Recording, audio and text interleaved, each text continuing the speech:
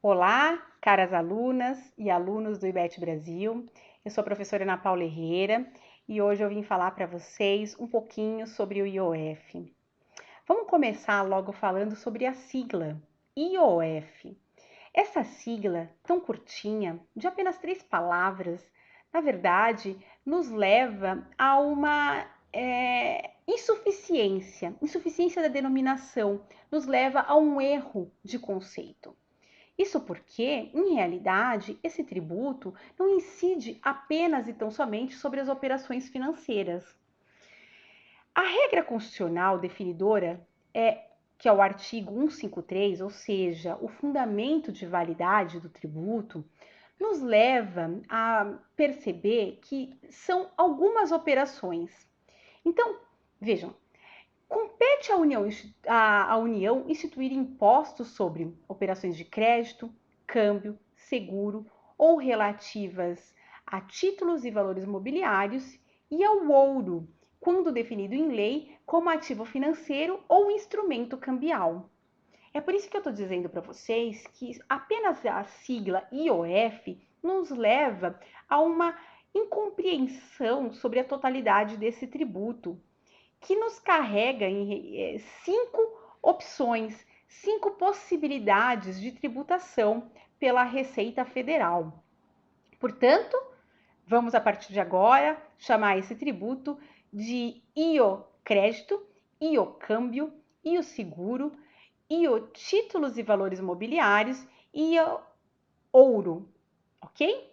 Porque vai ficar mais fácil de vocês compreenderem as operações que são gravadas por esse tributo.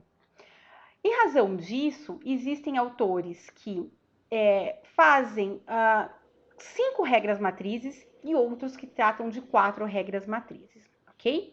Depois nós vamos comentar um pouco mais adiante na nossa aula de conferência. Outro ponto que é importante que vocês tenham em mente é os IOs. Eles têm função predominantemente extrafiscal, porque eles servem como um instrumento de manipulação da política de crédito, câmbio, seguro, títulos. E o Poder Executivo, ele recebeu uma liberdade da Constituição Federal para alteração das alíquotas, exatamente para conseguir fazer esta manipulação. Mas vejam, a liberdade ela é para manipulação das alíquotas desde que alcance o teto previsto em lei. Outro ponto importante: o Poder Executivo não pode alterar as bases de cálculo que também estão previstas em lei.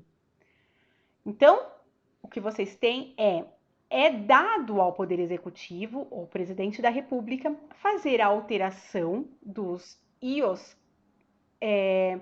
mediante decreto.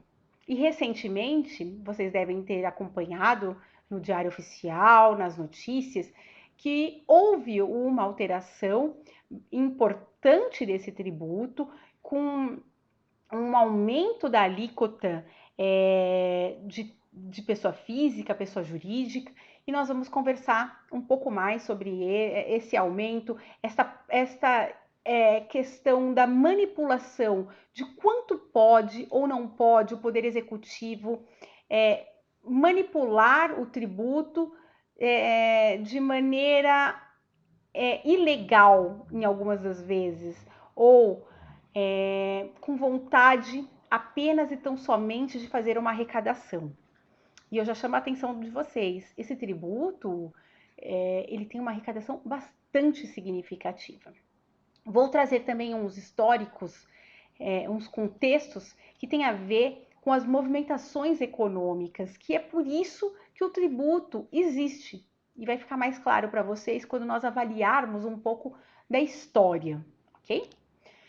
É importante chamar a atenção que existem os princípios constitucionais que acobertam a possibilidade do legislador do Poder Executivo ter esta liberdade, que, por exemplo, é o princípio da anterioridade. O Poder Executivo, ele pode alterar o tributo, inclusive no mesmo dia fazer a cobrança, desde que tenha aí uma publicação no Diário Oficial, o Diário Oficial Extra, já aconteceu isso. Mas não pode, portanto, ultrapassar aquilo que está previsto na legislação. E aí sim é o cumprimento do princípio da legalidade. Outro princípio atinente, obviamente, é o princípio da irretroatividade, de forma que não é possível retroagir a fatos anteriores. Outro princípio que eu chamo a atenção, mas que não é aplicável, é o da não cumulatividade. Nesse caso específico, não é possível compensar o valor recolhido em operações anteriores, certo? Como eu disse, nós temos aqui 5 operações. E nós vamos tratar na nossa aula um pouco de cada uma. Mas eu já chamo a atenção para vocês que é importante prestar atenção em como o direito privado trata as operações. Como exemplo, operações de crédito. O direito privado faz uma previsão específica sobre o que é crédito.